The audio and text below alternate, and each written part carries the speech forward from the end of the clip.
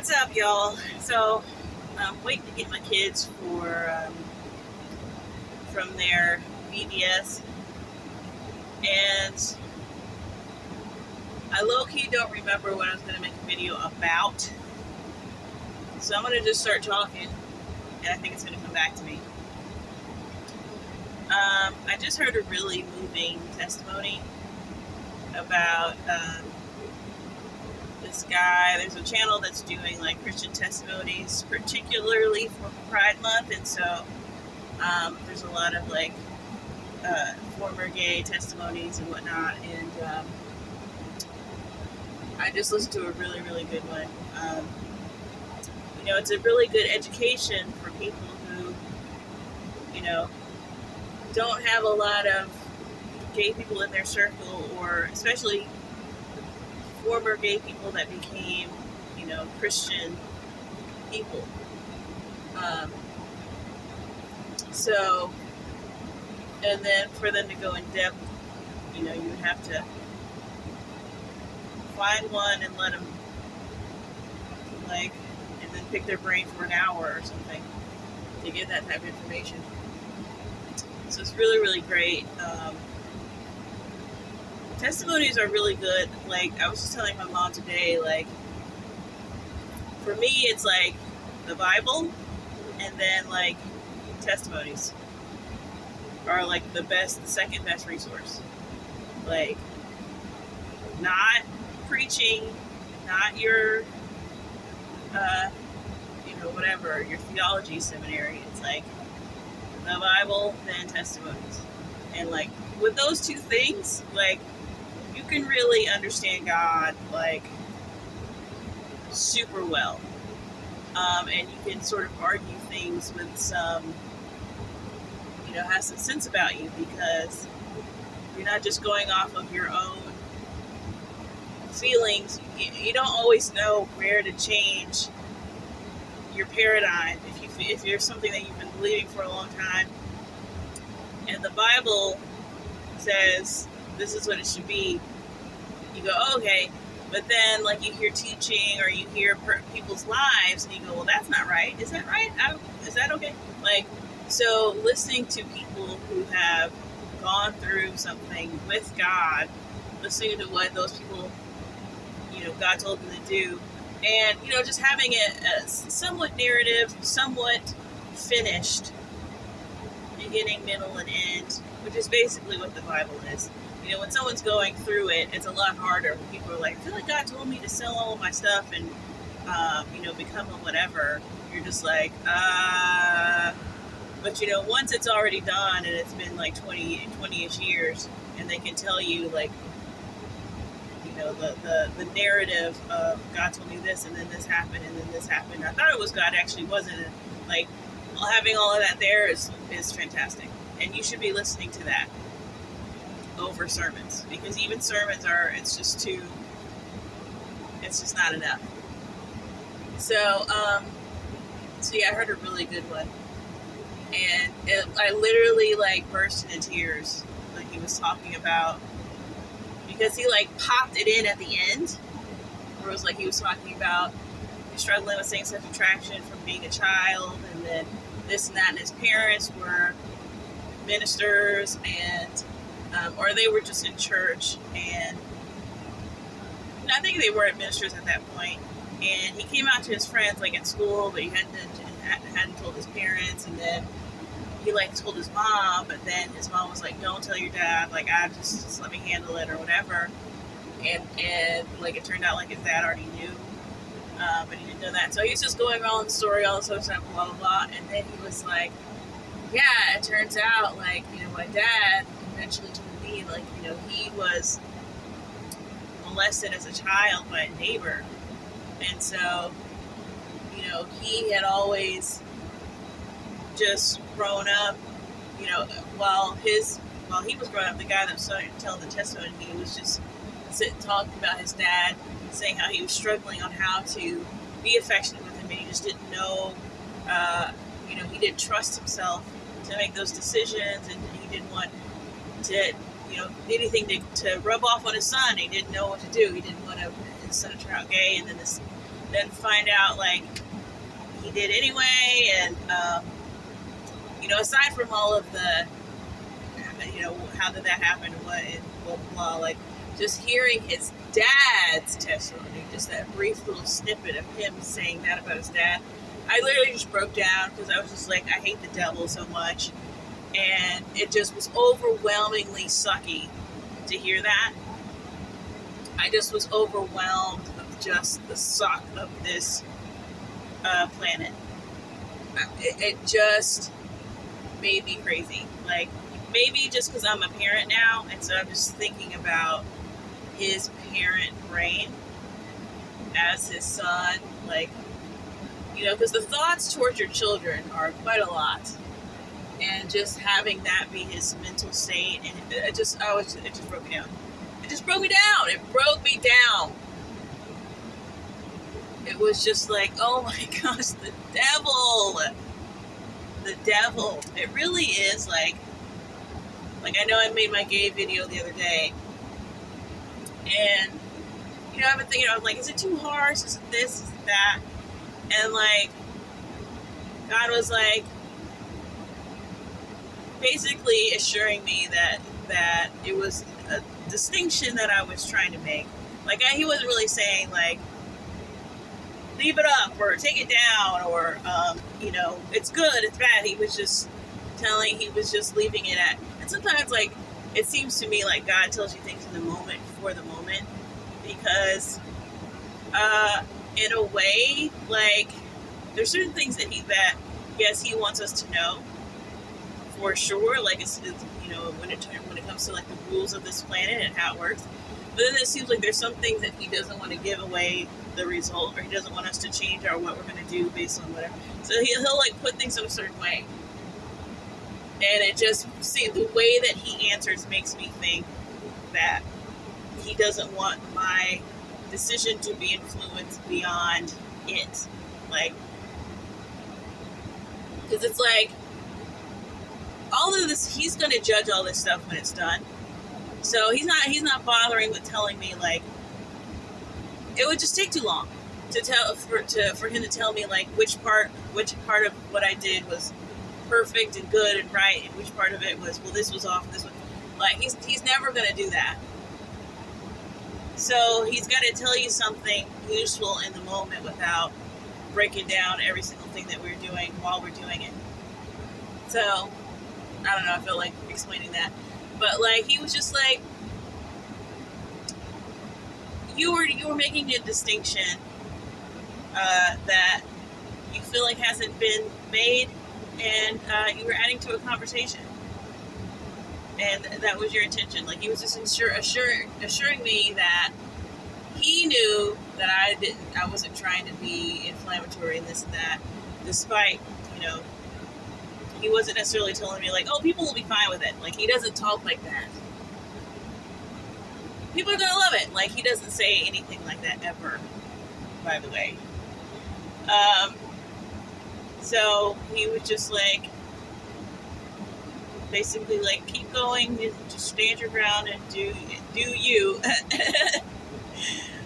In a way, not in a do whatever you want way, but just like, because we second guess we would second guess ourselves to death to where we don't do anything. He's like, no, do something. Just keep doing your something. You did something. You did a thing.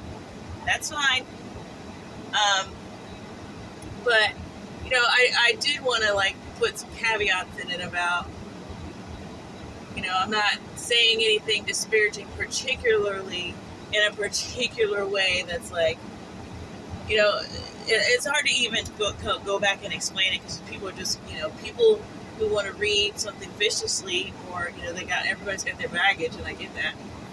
They're just going to be like, how exactly, or is somebody not supposed to take offense to that? And it's just like, no, people are going to take offense to that, but my point is, hear what I'm saying.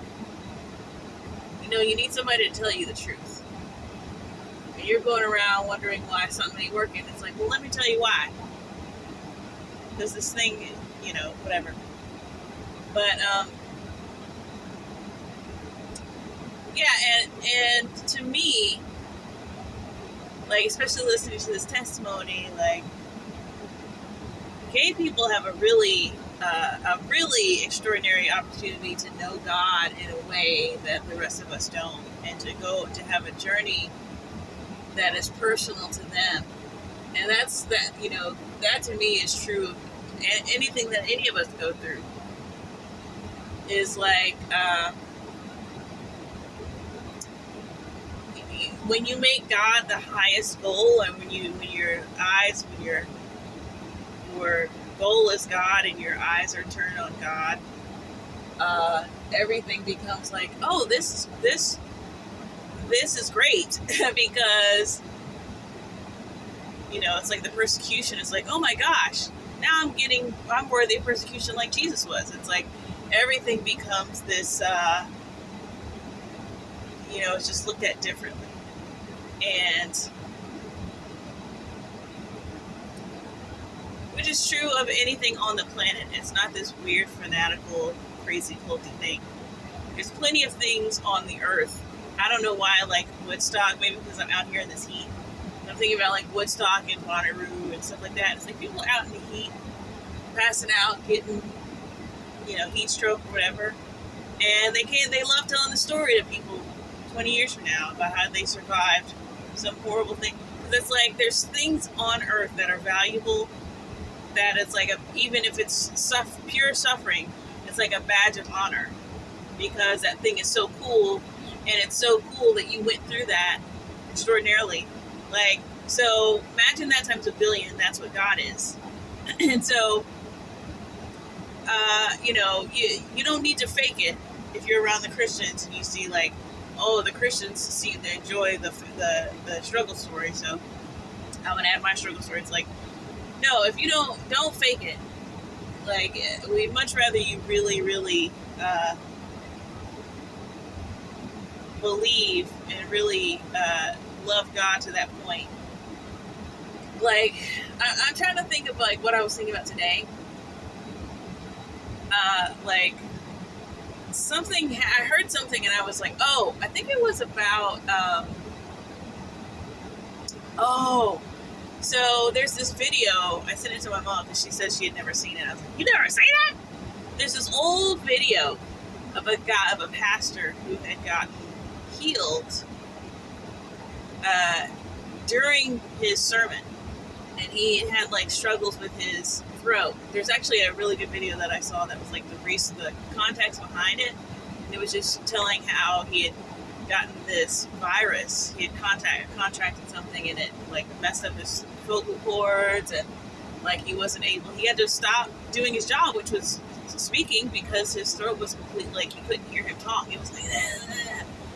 And so, and it was super rare. His insurance wouldn't pay anything for it.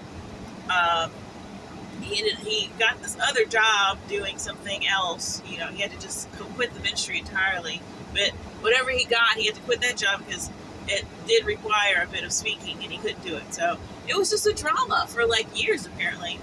And he got up in front of the congregation, and actually it was like a Bible study.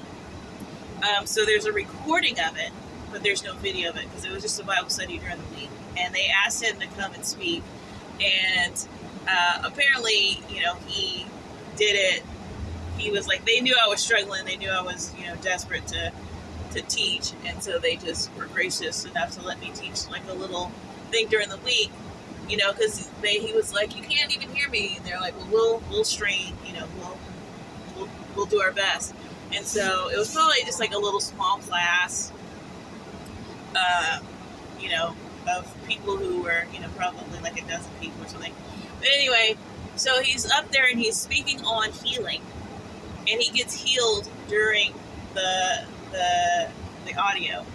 And I saw that recently, like, it was on TikTok, so it seems like it's making the rounds again. Like, it's been a couple of years. And to me, it's just one of the most fantastic, one of the best, recorded miracles, the best evidence for the miracles of God, and just the best show of it. And I saw a really interesting comment that was talking about denominations going through hoops to deny that healing still exists today, because it was a really great insight, because they had said they can't handle the idea that the way that God heals some people and not other people, or how healing just works. And I just thought, yeah, that is bad. Like, that to me is you as a Christian or as a human being. When God says love God, like the first commandment is love God with all your heart, mind, soul, like, that is real. You have to do that. You have to do that. And if you're not going to do that, then go home. Then go home. If I was in a wheelchair and God healed the person next to me, I would feel a way, but I would be trying to, I would have to reconcile that, and I know that I would, because I would just go, oh, well, I don't know, maybe it's my time, maybe that, I would just come up with stuff, because God does what he does, and whatever he does is cool, no matter who he's doing it for. And yeah, that is what that guy said is absolutely right. They throw out the healing, because then you would have to wrestle with the sporadic healing happening of not all the people. And personally, I think that God would heal everybody, but I think that there's just a lot more. There's things that need to be understood. I think that it should really be treated a little more scientifically, because even the pastor that got healed during the sermon, which is hilarious to me, that he said the interpretation of, that Jesus died on the cross for all our ailments and sickness, and that, none of us should be sick anymore. That's not a proper biblical interpretation. I don't agree. I think we probably should be walking around here. I think he did die for all the diseases and the healing. But there's also ways that we can contract diseases. And how do I know this? Testimonies. Because I remember being, I was like a teenager watching, I think it was TVN, or it might even been Benny Hinn or somebody like that. And they were like, yeah, I got healed, and then I lost my healing. And everybody's like hearing that for the first time was like, excuse me, what? You're like, yeah, because I got the healing by faith, and I was healed. I was literally, and then it was like, then my so-and-so, my doctor, my whoever convinced me that I didn't actually get the healing. So then I got sick again. And it was like, oh my gosh, what? So there are things that are still happening here that we need to get a grasp on,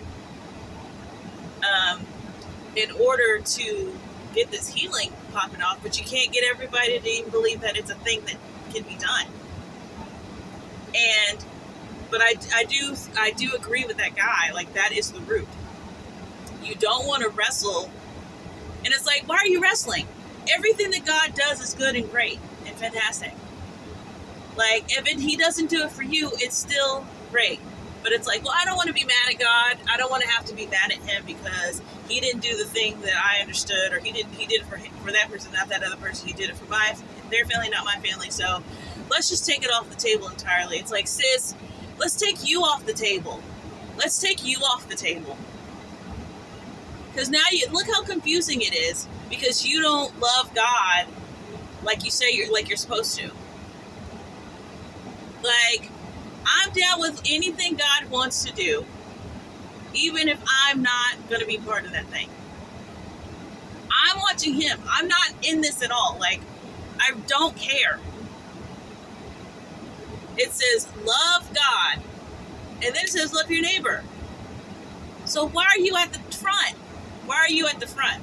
Why is your feelings getting hurt so maximally whatever, that we got to move doctrine around so that you won't end up in hell. Like, I think you already are causing the thing that you're trying not to cause. So yeah, that's like paramount. Like, let's go back. Let's make sure that we're all doing that. It's not like, because there's so much emphasis on the belief and getting people saved and getting people to say the tenets and pray the prayer and make sure that they believe in God and died on the cross for your sins, and the doctrine. And it's like, they don't even love God with all their heart. They don't even love God with all their heart. They don't even love God with all their heart. So what are we? It's just stop. Go home. Go home. Go back to what you were doing. Like, if my friend was like, yo, God took me out to dinner, I'm going to be like, tell me everything that happened. Don't leave anything out. I'm not going to be like, I gotta go. Like, no. I'm like, oh my gosh, I'm in that close of proximity of somebody that God went to dinner with. I am 100% like, I can't go there. I love God. Like, a lot. So yeah, it's like, I'm just gonna be like, well, I wonder why this happened. And then it's like, God talks to you. Like, it's like, people won't even go through the process. But it's like, if you did, I don't know if that's part of being like a child too. Because it's like, I don't know that children necessarily instantly go to like, oh, my mom doesn't love me as much as she look what she did. Look how, I think they're just like, mom, where did mom go? Oh, mom, probably wanted to go, but it's just like, you're not going. Well, I just don't believe that, because mom wouldn't do that. Mom wouldn't do that. She would absolutely, take me everywhere. She wouldn't just leave. I don't believe that she does that. I don't believe that mom goes out to other places with other people. That's, it's really disruptive when you believe those types of things. It's like, would you let mom have a life? God's trying to do something. It's not about us all being well on earth, like, at the same time. Like, Jesus died. He didn't even have to die on the cross for all your diseases. He didn't even really have to do that. So it's like, yes, contend for your healing in the spirit, but you're not entitled. Don't be entitled about it. Don't be entitled about it. And then it's like, if you're sick because you did, because you was out doing stuff, because you wasn't forgiving, ing, not IVEN. I heard it. Like, I was watching another thing about healing too, and it was like it was about somebody who had demons, and it was like, Christians can't get demons. You're a Christian, you can't get a demon. If you're a Christian, it's like, and I put in the comments, I was like, yeah, doctors can't get sick. Doctors can't get sick. You're a doctor. How do you do to get sick? It's like, you sound retarded. Like, you as a Christian, yes, you can undo all your stuff. Yes, you can. You can. It's like, yes, God's part is done. I like the once saved, always saved. Like, sometimes I'm literally just like, am I crazy? Am I just crazy? Like, am I just crazy? Or is that like a nonsense doctrine? I think people are getting in front of me. I can't let that happen.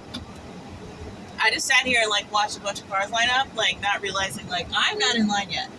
And I got here way earlier than everybody. But like, I'm just like, I hear it so often, or everybody's just trying to reassure, like, you can't lose your salvation. You can't. It's like, And I'm listening to it and I'm like, am I just losing my mind? But I think what it is like people don't understand why anyone would feel the need to tell people that that you could just lose. I don't know. Like, I understand that you're trying to make sure the panicked people don't. Oh, I know what it was. I heard a TikTok and the guy was explaining that passage about, Lord, Lord, didn't we prophesy in your name? And he was like, I know that this can be a scary passage, but here, let me just defang the entire passage and make it something you'll never have to worry about. I was like, bro, dude, sir, you're going to get people put in hell with that nonsense. Because it was like, Jesus here was talking about false prophets. I'm like, bro, why would false prophets be surprised? Didn't we prophesy in your name? Why would Jesus be talking about false prophets acting like they didn't know any better in front of Jesus? That's not what that passage is about, dude. Work out your salvation with fear and trembling is what it's saying. Stop trying to make this not like, if people are that scared, maybe they need to be scared. And here's the thing, like, I know what it's like. Like, I've been going through it with this whole rapture thing. It's like, oh, am I ready? Am I ready? And it's a little bit scary. And you got to let God come and reassure you. You just got to sit in it. You just got to sit in it. And that's like, there's,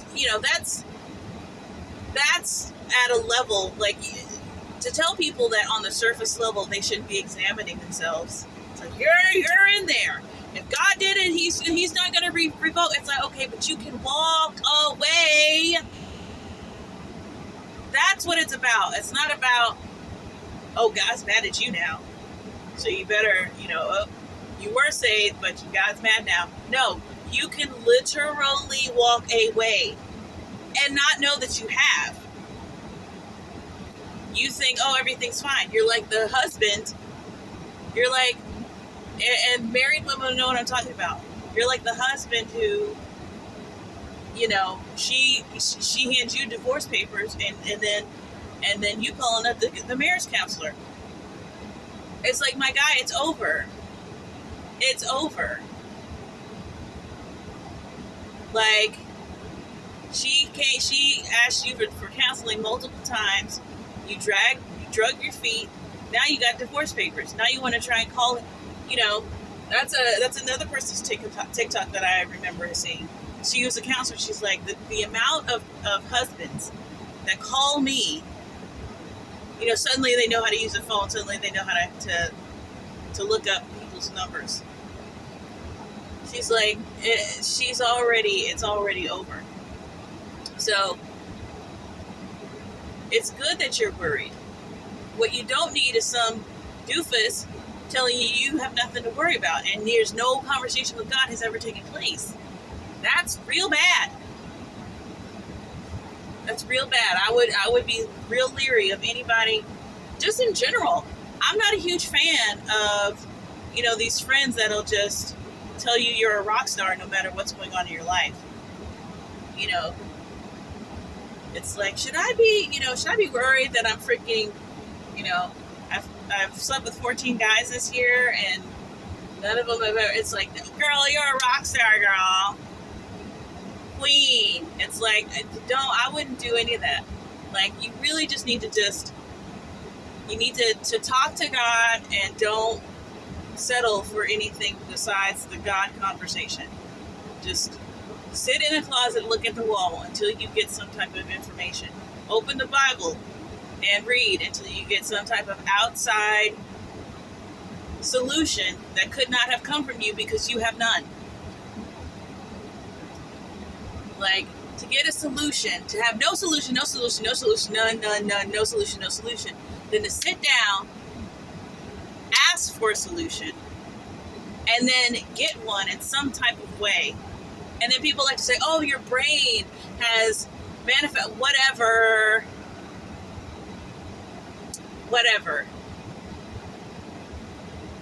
All I know is when you seek out God, that's what happens.